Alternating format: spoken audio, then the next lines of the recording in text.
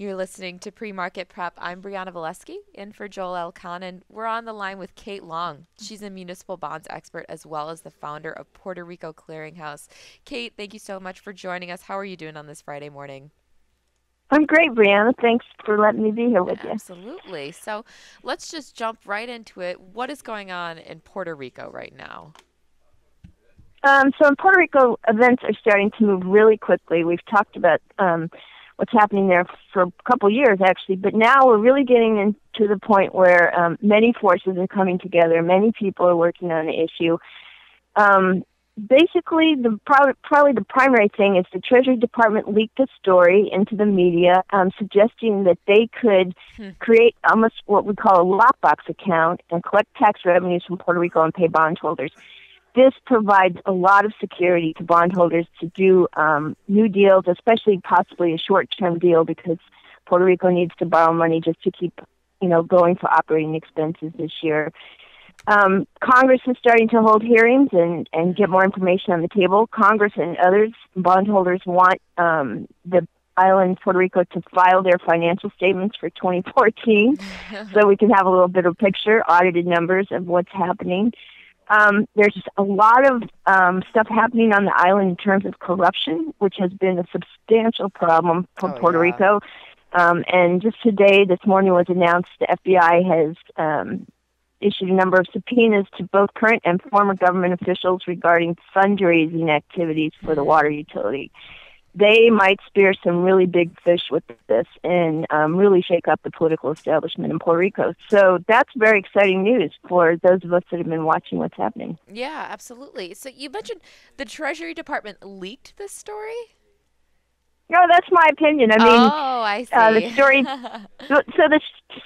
The story popped up in the Wall Street Journal, and Gotcha. the way you read media accounts is anonymous sources, somebody close to the, to the discussion. And it's pretty clear to me that the Treasury Department, threw that out as a trial balloon, kind of to see what kind of market reaction would be to it. They walked back the story officially, but those things.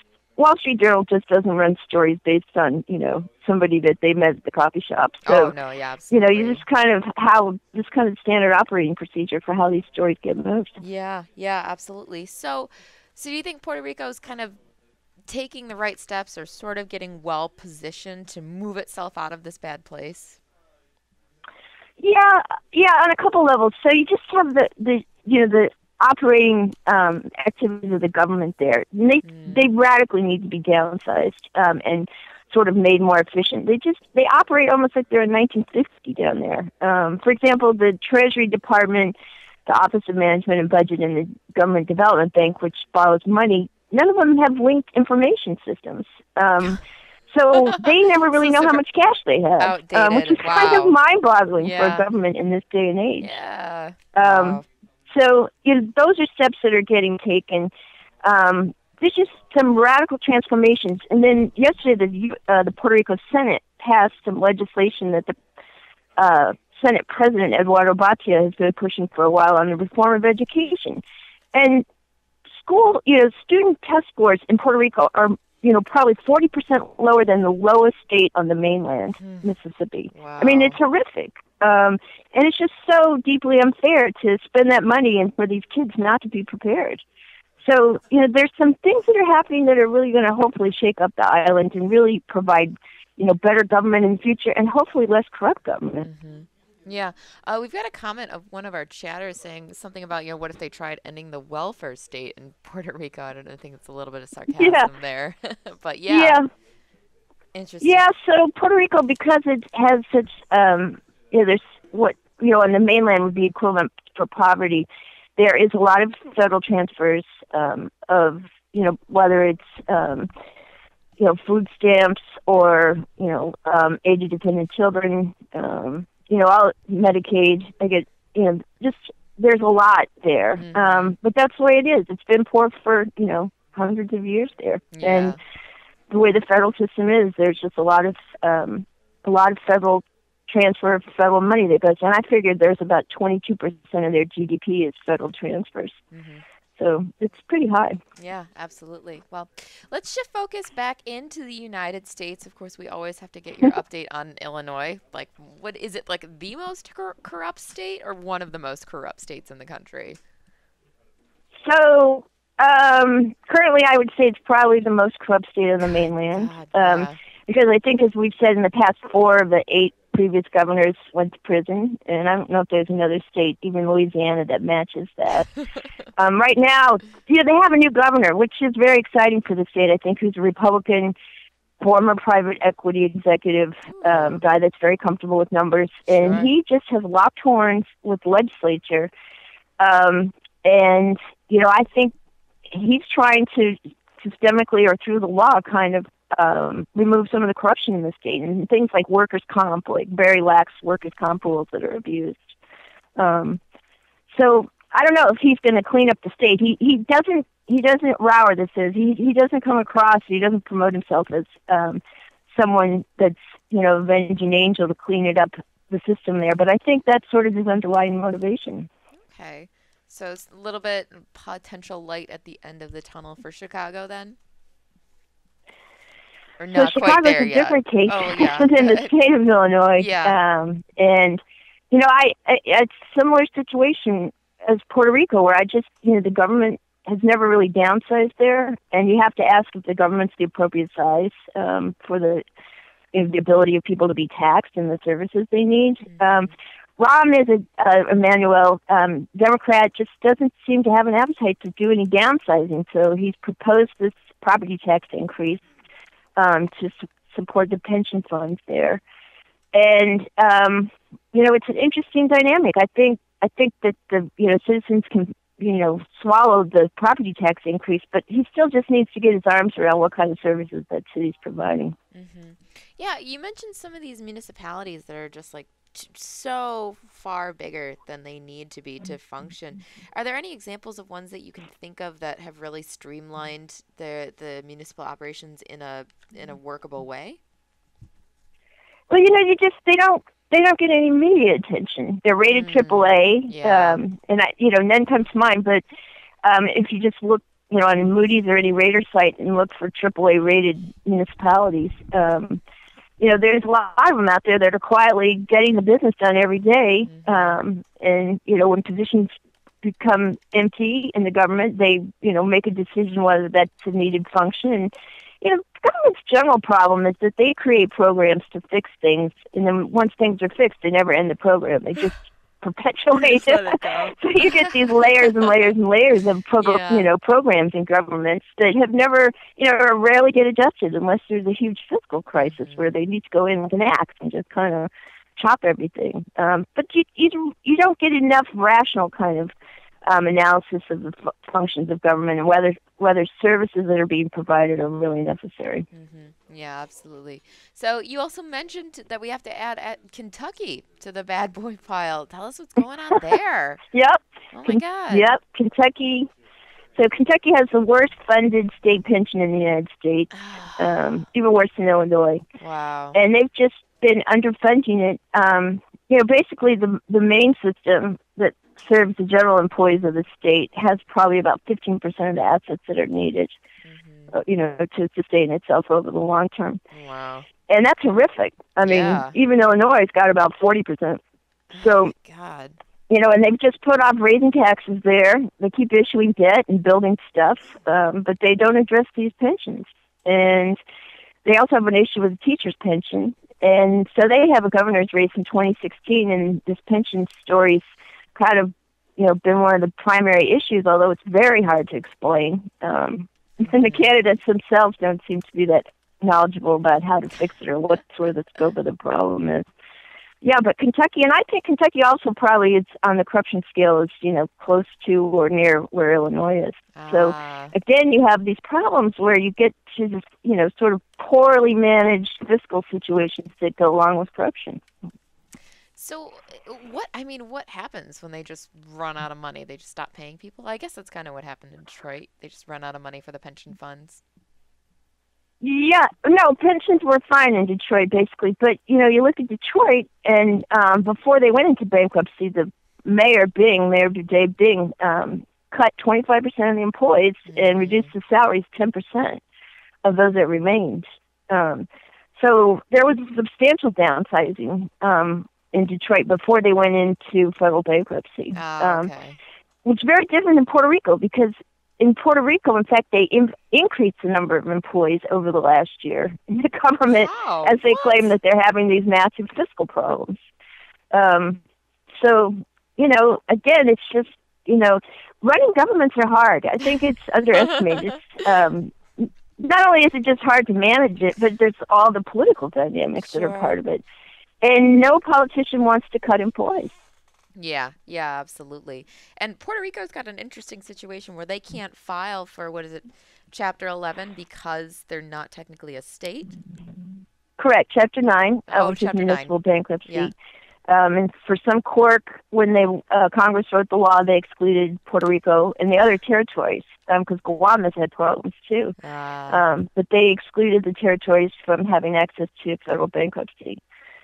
So, but that's a problem. But then you look at Greece. Greece didn't have a legal framework to adjust its debts, and it did it. Other sovereigns do it without a legal framework.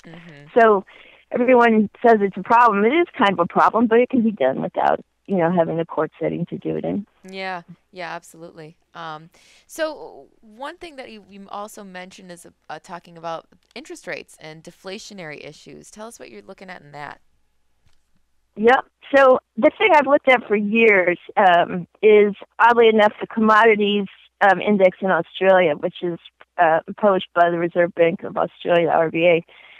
And it gives you, to me, that's always been a signal of demand, raw material demand for China. And China buys all these raw materials, coal and other things from iron ore from Australia. They import it, they transform it or produce it, and then export it. So that's like a machine kind of that you can see happening. And that RBA commodity index has basically collapsed in the last few years, which has been an indicator to me that Chinese demand has collapsed, and then Chinese exports have collapsed. And overall, it's just a very, very broad and deep deflationary spiral indicator that's hard to reverse. And they've, used monetary policy across the world. There's been hundreds of cuts of interest rates among central banks, and it's still not helped. We still have growth just stumbling along, and over the last few years, the emerging markets have been sort of the engine that drove global growth, and now they're collapsing. So we have broad deflationary global trends, and it's just, as I've said to you all the last year, it's really hard for the Federal Reserve to raise interest rates in the face of that, because it strengthens the dollar. And that is just creates a whole set of problems in itself.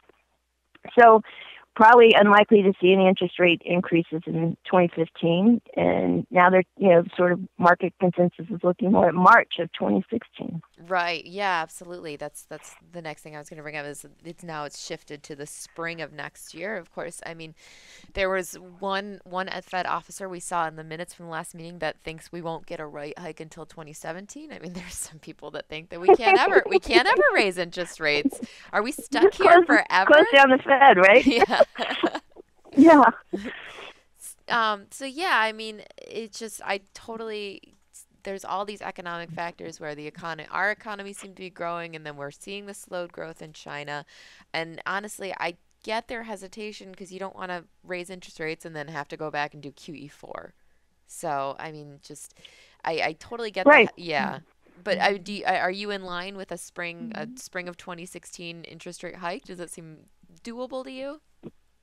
Well, Brianna, it's all data dependent, right? Yeah. I mean, last Q1 was horrific, right? It was negative. So if we see a repeat of it, we had those major weather problems, remember, and everybody stayed home and nobody shopped or consumed. And, if that happens again in the first quarter of 2016, then no, they can't raise rates in March. Mm-hmm. So it's really data dependent. Consumers just seem maxed out generally to me. And, the U.S.'s economy is 70% consumer driven.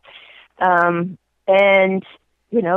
I just don't see a lot of, demand other than among certain select income groups that have a lot of disposable income.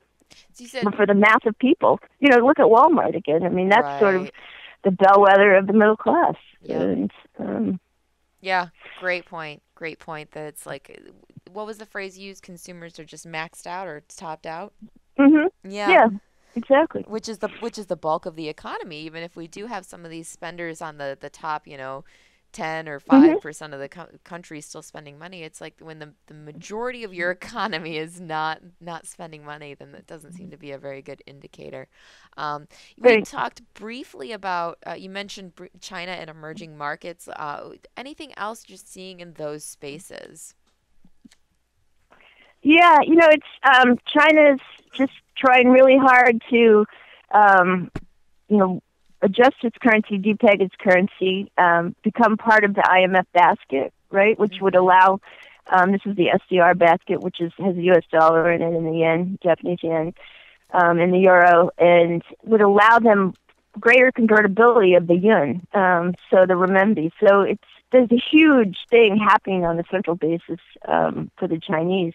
They also have a lot of debt they need to service. So they have a slowing economy, harder to service, a lot of debt when that happens. Mm-hmm. They also are very integral to the whole Asian market, a lot of the Asian emerging markets, and as Mm-hmm. they slow, they're dragging down Thailand, Vietnam, that whole mix of economies there. And the other problem is, as the dollar strengthens, it just puts a lot of pressure on emerging markets that either have pegs or ties or reserves in dollars. So it's, it's just tough generally. Yeah. I don't know if there's a bright spot globally right now in terms of No, don't economics. say that. It's Friday. I don't need to go home for the weekend thinking about that. Sorry. No, Yeah. no, it's okay. All right, we've got just a minute or two left with you, Kate. Some final thoughts for our traders and investors. Anything you think that the retail trader or just everyday person should be focusing on, or just keeping an eye out for, or anything to take with them as they go into the rest of the week, month, and year. Sure. I just think, most people know stay liquid, stay in securities that, have easy exits. Mm-hmm. Although there's a lot of crowding and a lot of trades. But otherwise, just, stay safe and, keep your primary principal in relatively liquid and secure assets. That's Mm-hmm. what I would say. All right. We've been on the line with Cate Long. She's a municipal bonds expert as well as the founder of Puerto Rico Clearinghouse. Kate, thank you so much for joining us today. We'll definitely bring you back on again soon. Thanks, Brianna. Have a great weekend. You do the same.